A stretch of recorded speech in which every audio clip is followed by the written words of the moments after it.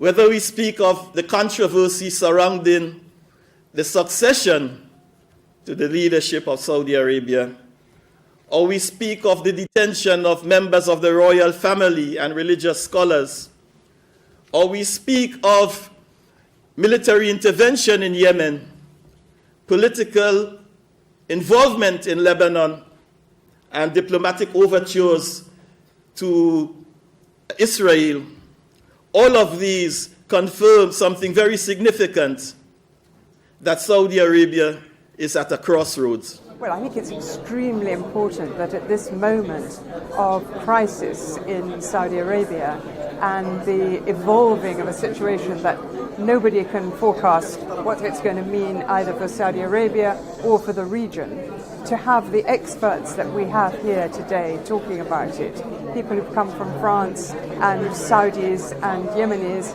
it's really important for people in Britain to understand all this. And I think that the more widely these kind of discussions are broadcast, the more useful it is to the rest of the world.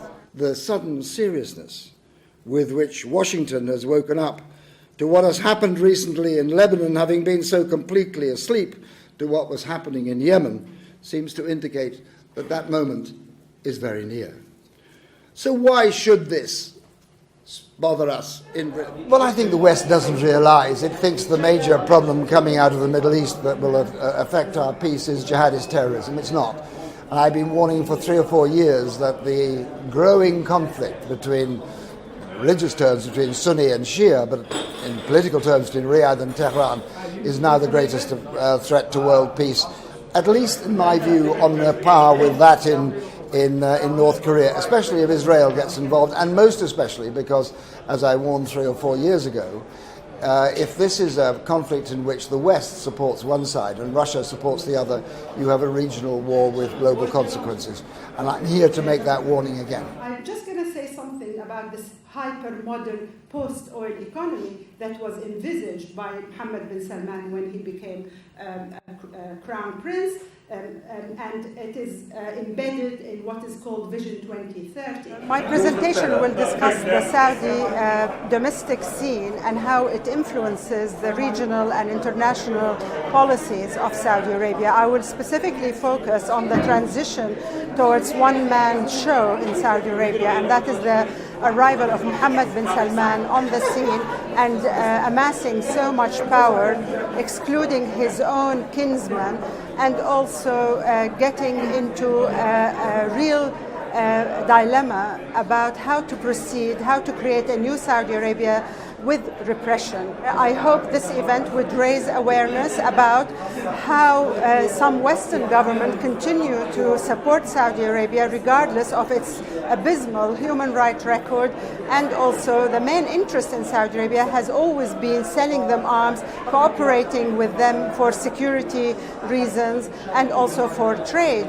These 3 pillars of Western government's relation with Saudi Arabia is no longer a good starting point to maintain a stable, not only Saudi Arabia, but the Middle East. Many trials are in secret, executions are rising, and legal systems for consistency require that you follow precedent, and there is an intellectual debate between different members of the judiciary. It doesn't really happen in Saudi Arabia because judges are broadly left to themselves. Saudi Arabia is under pressure, to be honest. It's nervous due to some reasons. First, it is the first time in Saudi Arabia to transfer the power over 2 generations, and it needs time to settle.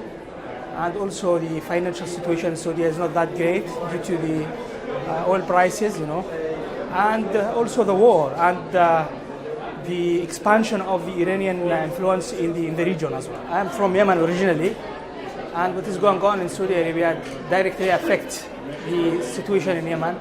You know that Saudi Arabia at the moment is involved in the war in Yemen, and the war is still going on there, and I believe strongly that the Yemeni situation will impact the future of Saudi Arabia. There is no doubt that the failure to address these problems, these challenges, will have grave consequences both within Saudi Arabia and the wider international arena.